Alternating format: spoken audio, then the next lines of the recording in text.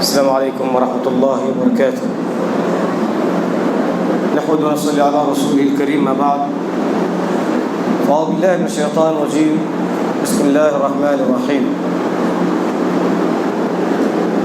تلک الرسل فضلنا بعضهم علی بعض منهم من کلم اللہ ورفع بعضهم درجات۔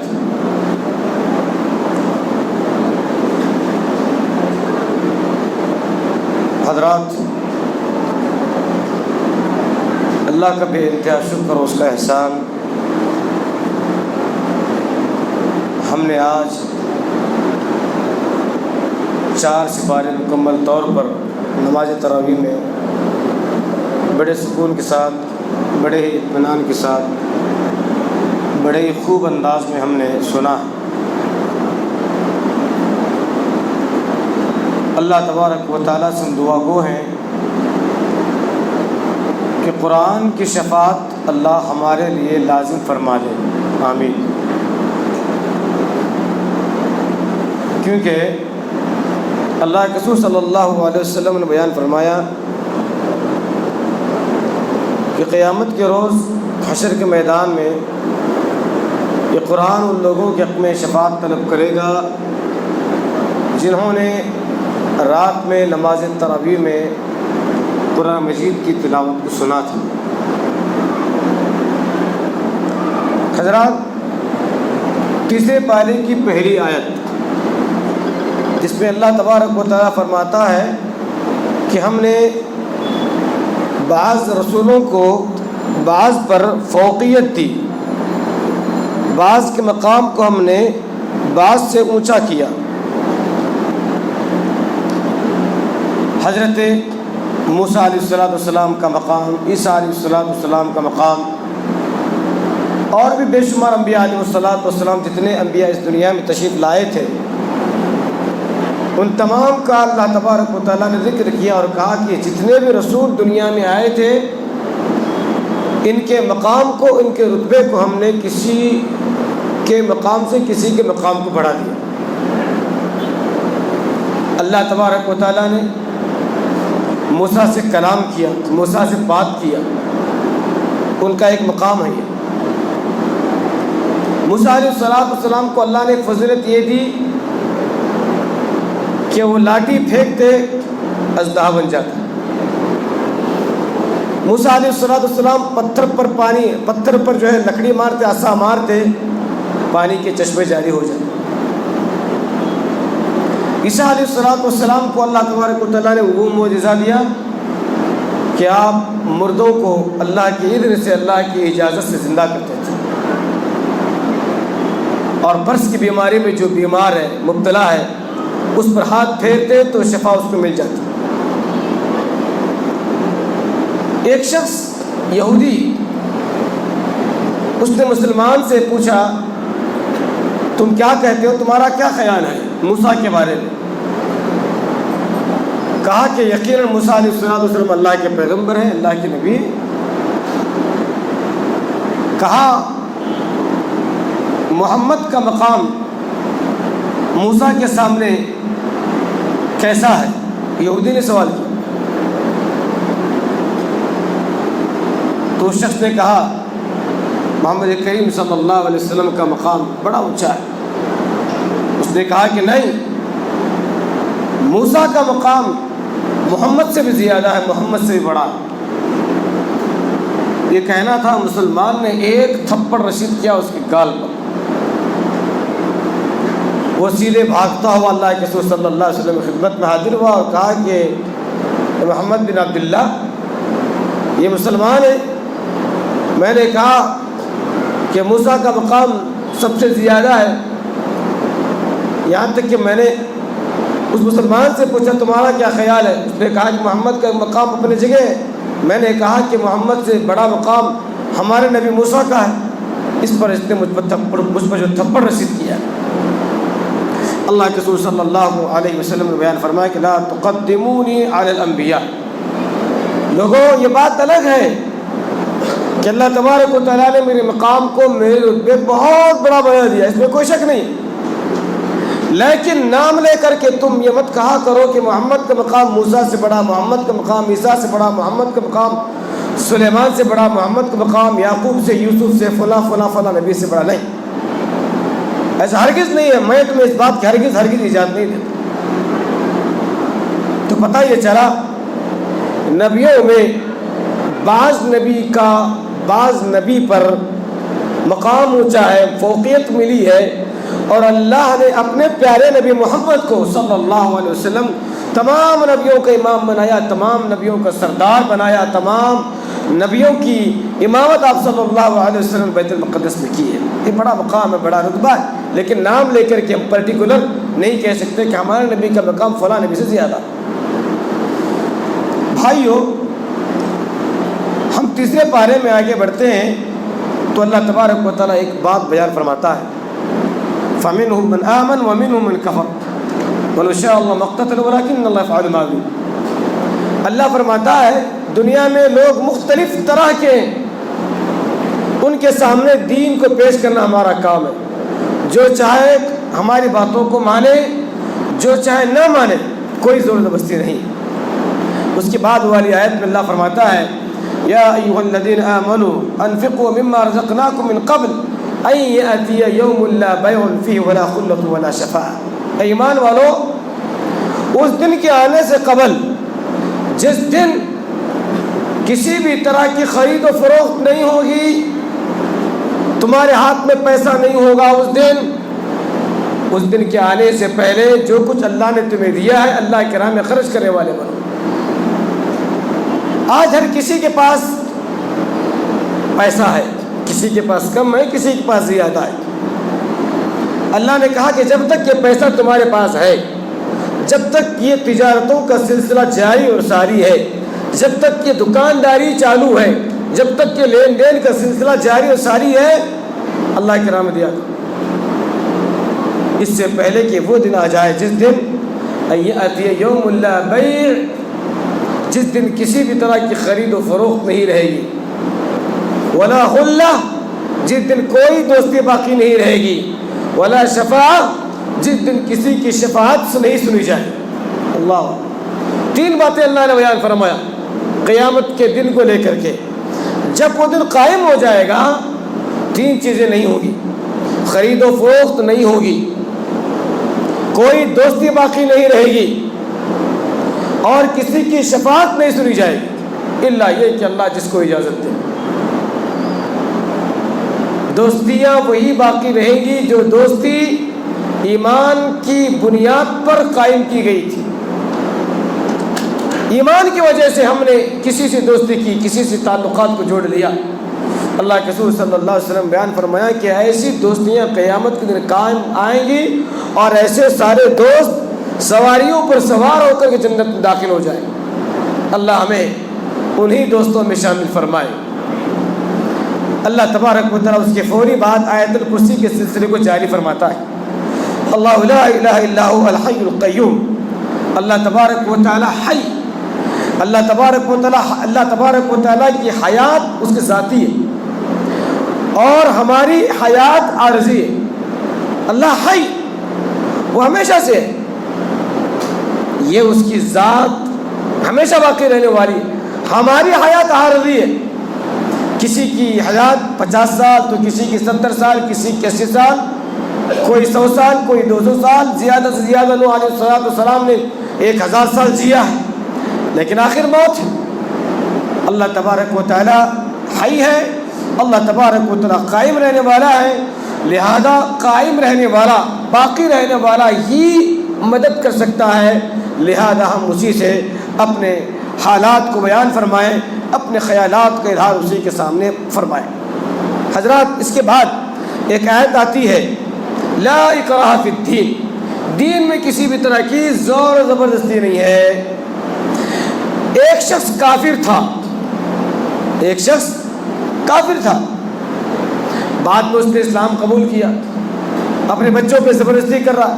اللہ کے رسول صلی اللہ علیہ وآلہ وسلم نے بیان فرمایا، زبردستی مت کرو، تمہارا کام دعوت کو دینا، دے دو، بس تمہاری ذمہ داری ادا ہوگی۔ حضرت عمر رضی اللہ تعالیٰ عنہ کے تعلق سے آتا ہے، انہوں نے ایک بوڑھی کو دیکھا، کہا کہ عمر نے کہا کہ اے میری اماں اسلم تسلم، تو اسلام لے لے، اسلام لا، اسلام قبول کر، تجھے سلامتی مل جائے گی، کامیاب ہو جائے۔ اس نے کہا کہ بیٹا اب میں کیا کروں، اتنی لمبی میری عمر ہو چکی ہے، اب میں جی کے کروں تو کیا کروں، میں کیا کروں۔ اس نے ایک بہانہ بنایا، اسلام قبول کرنا نہیں چاہا اس نے۔ تو یہاں حضرت عمر رضی اللہ تعالیٰ عنہ کے اس قول سے یہ بات معلوم ہوتی ہے کہ اسلام کو تسلیم کرنے میں، اسلام کو فالو کرنے میں، اسلام پر چلنے ہی میں انسان کے لیے نجات۔ آج کل آدمی کیا سمجھتا ہے، کامیابی یہ ہے کہ میرے پاس دنیا آ جائے، قرآن نے کہا، شریعت نے کہا کہ کامیابی ہے اس کی زندگی میں اسلام آ جائے۔ آگے چل کر کے اللہ بیان فرماتا ہے، اللہ ولی الذین آمنوا، اللہ ایمان والوں کا دوست، اللہ ایمان والوں کا دوست ہے، اور اللہ جس سے دوستی کرتا ہے اس کو گمراہی سے نکال کر راہ راست پر لاتا ہے۔ اللہ ولی الذین آمنوا یخرجهم من الظلمات الى النور، اللہ ولی ہے، اللہ دوست ہے اہل ایمان کا۔ اہل ایمان کے ساتھ اللہ تبارک و تعالیٰ کا یہ تعاون ہے کہ ان لوگوں کو گمراہی سے نکال کر راہ راست پر لاتا ہے، شرک سے نکال کر توحید سے لاتا ہے، پریشانیوں سے نکال کر خوشحال زندگی انہیں نصیب فرماتا ہے، جہنم کے راستے سے بچا کر جنت کے راستے پر گامزن کر دیتا ہے، بدعات کے راستے سے نکل کر سنت کے راستوں پر اسے گامزن کر دیتا ہے، برے دوستوں سے ہٹا کر اچھے دوستوں کی دوستی اسے نصیب فرماتا ہے، برے خیالات سے اس کو آزاد کر کے اچھے خیالات اس کے دل و دماغ میں پیدا فرماتا ہے۔ اس کے بعد اللہ تبارک و تعالیٰ نے حضرت ابراہیم کا اور نمرود کا جو مکالمہ ہوا، درمیان میں جو بحث مباحثہ تکرار ہوئی، اس کا ذکر فرمایا۔ الم تر الى الذي حاج ابراہیم فی ربنا آتاه الله الملک اذ قال ابراہیم ربی الذی یحیی ویمیت قال انا احیی وامید۔ نمرود نے حضرت ابراہیم علیہ السلام کو بلایا اور کہا کہ تو کس کی بات کرتا ہے؟ کہا کہ میں اس رب کی بات کرتا ہوں جو زندوں کو مردہ کرتا ہے، مردوں کو زندہ کرتا ہے۔ اس نے کہا یہ کون سا بڑا کام ہے، یہ تو میں بھی کر سکتا ہوں، انا احیی و امیت، میں بھی مار سکتا ہوں، میں بھی جو ہے زندگی بخش سکتا ہوں۔ اس نے دو آدمیوں کو بلایا، ایک کو مار دیا، ایک کو چھوڑ دیا، کہا کہ دیکھو میں نے ایک کو مار دیا، ایک کو زندگی میں نے بخش دیا۔ اس کے بعد حضرت ابراہیم نے کہا فإن اللہ یأتی بالشمس من المشرق، میرا رب وہ ہے جو مشرق سے سورج کو لے کر کے آتا ہے، فآتی بہا من المغرب، مغرب میں ڈبو دیتا ہے۔ اگر تو حقیقی معنی میں رب ہے تو مغرب سے سورج کو نکال کر کے بتلا، فآتی بہا من المغرب، جہاں سورج ڈوبتا ہے میرا رب جہاں سورج کو ڈبوتا ہے وہاں سے تو نکال کر کے تو بتلا تو صحیح۔ فبہت الذی کفر، وہ ظالم و کافر مبہوت ہو کر رہ گئے، کوئی جواب نہ بنا۔ لیکن میرے بھائیوں یہاں قرآن آگے چل کر کے ایک بات بیان فرماتا ہے، ابراہیم نے تو نمرود سے کہا میرا رب وہ ہے جو مردے کو زندہ کرتا ہے۔ اے اللہ تبارک و تعالیٰ میں نے بول تو دیا ہے اس کو، لیکن میں دیکھنا چاہتا ہوں تو کیسے زندہ کرتا ہے۔ ربی ارینی کیف تحیی الموتیٰ، میں دیکھنا چاہتا ہوں۔ میں نے تو اس کو خاموش کر دیا، میں نے اس سے کہا تھا ربی الذی یحیی و یمیت، میرا رب وہ ہے جو زندگی دیتا ہے، جو موت دیتا ہے، میرا رب وہ ہے جو مردوں کو زندہ کر کے بتلاتا ہے۔ میں نے اسے بتلا تو دیا ہے، لیکن اللہ تبارک و تعالیٰ ایک بات میرے دل میں آ رہی ہے، میں دیکھنا چاہتا ہوں تو مردے کو زندہ کیسے کرتا ہے۔ قال ولم تؤمن، کیا تو میری اس بات کو نہیں مانتا؟ کیا میں مردوں کو زندہ نہیں کر سکتا؟ قال بلا، اے اللہ کیوں نہیں، میرا تو ایمان ہے تو مردوں کو زندہ کر سکتا ہے، لیکن دیکھنا چاہتا ہوں۔ میرے بھائیوں یقین تین طرح کا ہوتا ہے، یقین کی تین قسمیں ہیں، ایک ہے علم الیقین، ایک ہے عین الیقین، اور ایک ہے حق الیقین۔ ایک ہے علم الیقین، ایک ہے عین الیقین، ایک ہے حق الیقین۔ اس کو ہم کیسے سمجھیں گے؟ اس کو ہم سمجھنے کی ہم کوشش کرتے ہیں۔ اس کے سمجھنے کی ایک مثال یہ ہے، جہنم پر جنت پر ہم تمام کا ایمان ہے، ہے کہ نہیں؟ یہ کیا ہے؟ علم الیقین. یہ کیا ہے؟ علم الیقین ہے. جہنم پر ہمارا ایمان ہے، یقین. جنت پر، جزا و سزا پر ہمارا ایمان ہے. نبی نے بتلا دیا، خلاص ہم نے اس کو مان لیا. تو اس کو کہتے ہیں علم الیقین. ہم نے یقیناً مان لیا، تسلیم کر لیا. اچھی بات. حشر کا میدان قائم ہوگا، جنت لائی جائے گی، جہنم کو پیش کیا جائے گا. جہنم کی 70,000 لگامیں ہوں گی، ہر ایک لگام پر 70,000 فرشتے ہوں گے. تو یہ کیا ہے؟ بولیے. عین الیقین ہے. یہ جہنم کو ہم نے دیکھے بغیر مانا تھا، تسلیم کیا تھا. نبی نے بتلایا تھا، ہم زندہ تھے، دنیا میں تھے، ہم نے مان لیا تھا، تسلیم کر لیا تھا. یہ علم الیقین ہے. جہنم کو ہم نے مان لیا تھا، جنت کو ہم نے مان لیا تھا. یہ علم الیقین ہے. لیکن ہم نے اپنے آنکھوں سے دیکھ لیا میدان حشر میں، یہ عین الیقین ہے. اور اس کے بعد آتا ہے حق الیقین. جنتیوں کو جب جنت میں ڈالا جائے گا، جہنمیوں کو جب جہنم میں ڈالا جائے گا، جنتی جنت میں داخل ہو کر کہیں گے اے اللہ تبارک و تعالی، جس جنت کی خبر محمد نے دی تھی ہم نے مانا تھا، علم یقین ہو گیا. میدان حشر میں تو نے جنت بتلا دیا، جہنم بتلا دیا، یہ عین الیقین ہو گیا. لیکن اے اللہ تبارک و تعالی، جس جنت کا وعدہ کیا گیا تھا ہم نے اس جنت کو پا لیا ہے، اس کی نعمتوں کو ہم نے چکھنا شروع کیا ہے، اس کی نعمتوں کو ہم نے کھانا شروع کر دیا ہے، اس کے لباس کو ہم نے پہننا شروع کر دیا ہے، ہم یہاں پر موج مستی کرنے لگ گئے ہیں. اے اللہ تبارک و تعالی، یہ حق الیقین ہے. یہ حق الیقین ہے. یقین کی 3 شکلیں ہیں. اس کو اور ہم سمجھنے کی کوشش کرتے ہیں. کسی جگہ دھواں نکل رہا ہے گھر سے، کسی جگہ گھر سے دھواں نکل رہا ہے، یہ علم الیقین ہے. جب ہم قریب جاتے ہیں وہاں آگ کو دیکھتے ہیں، عین الیقین ہے. آگ، دھواں نے بتلا دیا کہ یہاں آگ لگی ہے. دھواں اس بات کی خبر دے رہا ہے کہ یہاں آگ لگ چکی ہے. آدمی دوڑ کر وہاں جاتا ہے، اپنے آنکھوں سے دیکھتا ہے. علم الیقین تھا دھواں کو دیکھ کر. اب آگ کو میں نے دیکھ لیا، یہ کیا ہو گیا؟ عین الیقین ہو گیا. اب اس آگ کو ہم بجھانے میں، اس آگ کے ڈھیلوں کو ہٹانے میں ہم لگ جاتے ہیں، درمیان میں ہمارے ہاتھ کو آگ کا چسکا لگ جاتا ہے. یہ حق الیقین ہے. اے اللہ تبارک و تعالی، میں نے اسے بتلا تو دیا ہے کہ میرا رب وہ ہے جو زندگی دیتا ہے، جو موت دیتا ہے. اے اللہ تبارک و تعالی، دیکھنا چاہتا ہوں، ذرا بتلا تو صحیح. قال اولم تؤمن قال بلى ولكن ليطمئن قلبي قال فخذ 4 من الطير فصرهن اليك ثم اجعل على كل جبل منهن جزءا. کہا کہ 4 پرندوں کو لے لو، کاٹو، ذبح کرو، ان کے گوشت کو خلط ملط کر دو، ملا دو، اور 4 جگہ پر اٹھا کر کے ان کے گوشت کے ٹکڑوں کو رکھ دو. ثم ادعوهن، پھر ان پرندوں میں سے ایک ایک پرندے کے نام کو تم لو، اس کو پکارو.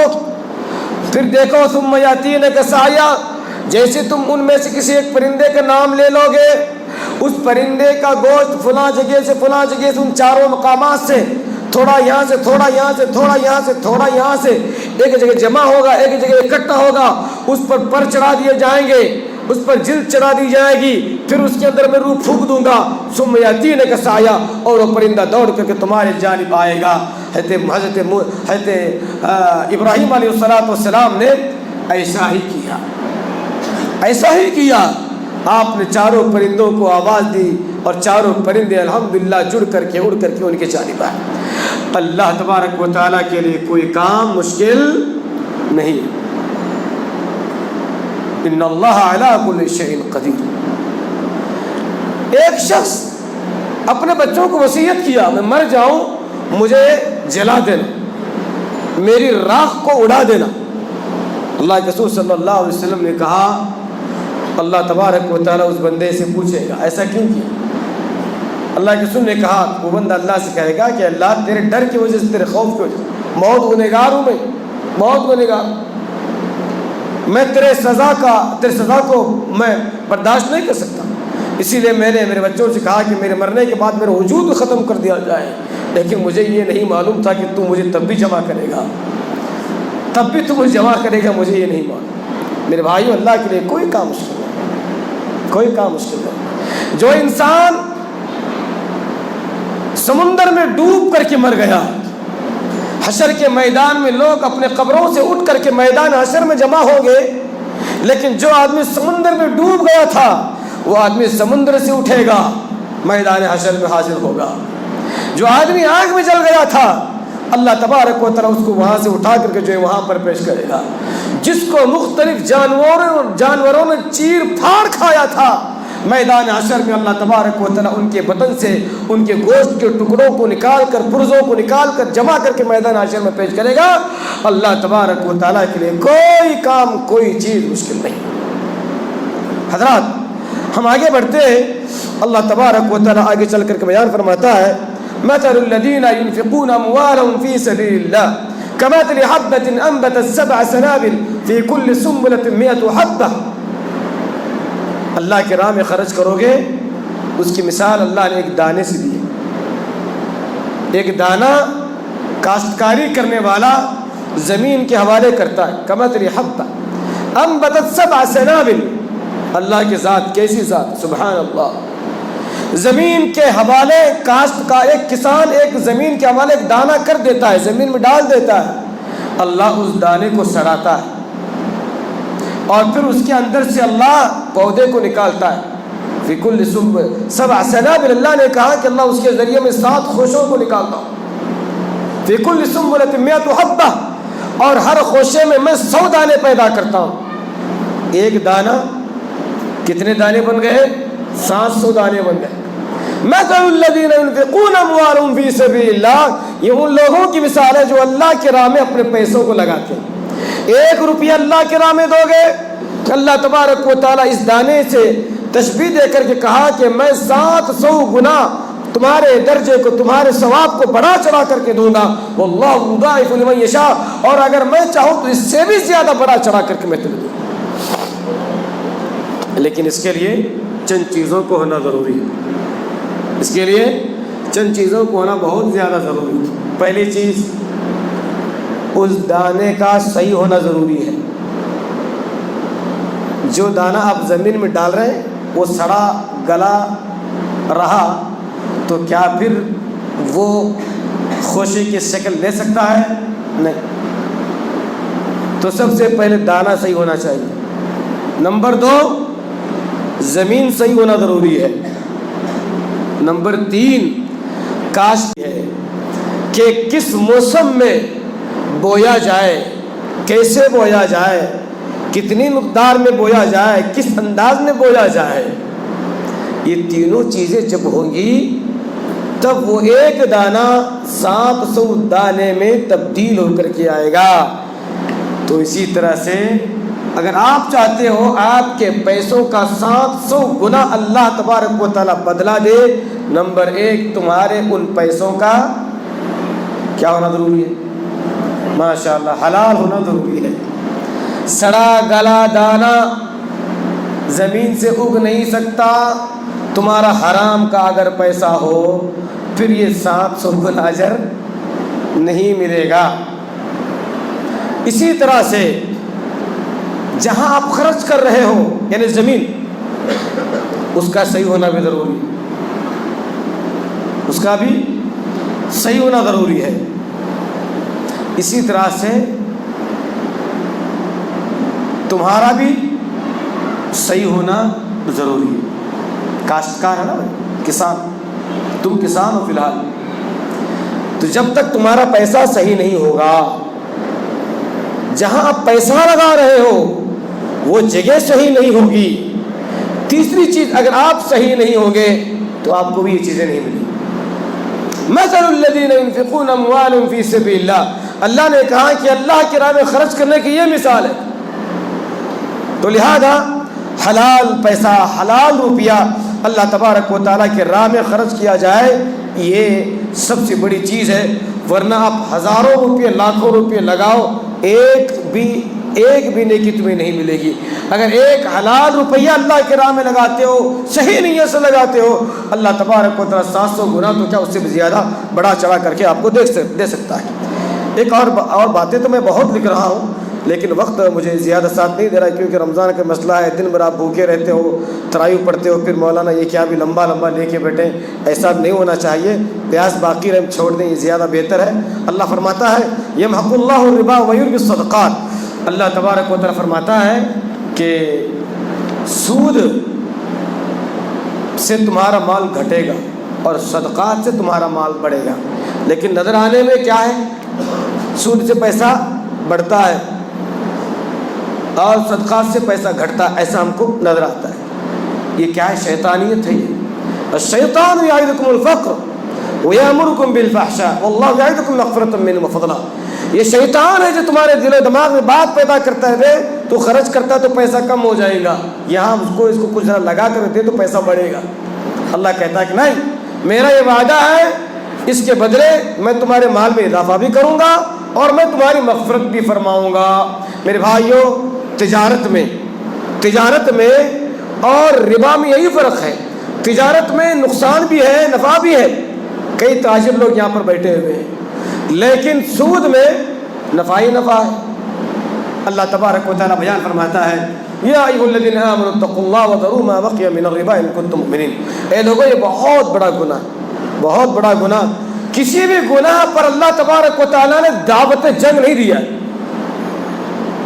اللہ نے کسی بھی گناہ پر لوگوں کو چیلنج نہیں کیا ہے، آؤ اگر دم ہے تو مجھ سے مقابلہ کرو، کسی بھی گناہ پر نہیں کہا۔ لیکن سود کی بات آئی تو اللہ تبارک و تعالیٰ نے کہا سود خورو آ جاؤ مجھ سے مقابلہ کرو، میرے نبی سے تو مقابلہ کرو۔ ہے کوئی اللہ اس کے رسول سے مقابلہ کر سکے؟ تو سود کھانا گویا اللہ اس کے رسول سے مقابلہ کر رہا ہے، اور اللہ کی قسم سود خور کبھی چین سے نہیں سو سکتا، کبھی چین سے سو نہیں سکتا۔ آپ دیکھ رہے ہوں گے معاشرے میں، آپ دیکھ رہے ہوں گے محلے میں، خاندان میں ایسے لوگ ہیں جو کروڑوں روپیوں کے مالک ہیں، لیکن اللہ تبارک و تعالیٰ نے ان سے ان کی نیند کو چھین لیا ہے، ان سے ان کے چہرے کی رونق کو چھین لیا ہے۔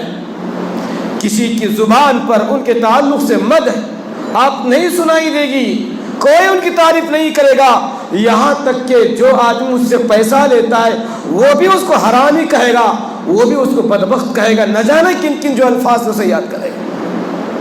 اور یہ سود خور یہ اتنی خطرناک چیز ہے، یہ اپنی اولاد کو پیسہ دے گا تو اپنی اولاد سے بھی جو ہے سود لے گا، یہ اپنے بہن بھائی کو پیسہ دے گا، یہ اس سے بھی سود لے گا۔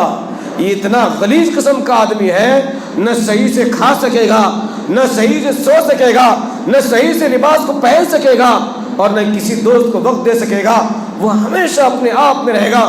اللہ تبارک و تعالیٰ فقیری کا خوف، کروڑوں کا مالک ہے، لیکن اللہ اس کی زندگی میں خوف پیدا فرمائے گا، فقیری کا، تنگدستی کا، لاچاری کا، مجبوری کا خوف اسے ستائے گا۔ میرا اتنا پیسہ میں نے اس کو 3 سے دیا ہے، 5 سے دیا ہے، لے کر کے اچانک غائب ہو گیا، دبئی چلا گیا، شارجہ چلا گیا، تو میں کیا کروں؟ عجیب و غریب اس کی حالت، سوتا ہی نہیں بیچارہ، ہمیشہ اس کے بازو اس کے کاپی قلم رکھی ہوئی ہے۔ یہ کیسی زندگی دوست؟ وہی دیکھو ایک بیچارہ غریب دن میں 300-400 روپے کمانے والا شام میں امبڑ بھاجی کھاتا، سوکھی روٹی کھاتا ہے، زمین پر سو جاتا ہے، بچھانا بھی بیوی دی نے، بیچارہ لیٹا، تکیا بھی نہیں ہے، اپنے ہاتھ کو نیچے رکھا، نہ بچھانا ہے نہ اوڑھنا ہے، نیند لگ گئی، بس فجر کی اذان بھی دوڑ کر کے مسجد کو آیا۔ سبحان اللہ، یہ کیسی دولت! یمحق اللہ الربا ویربی الصدقات، یہ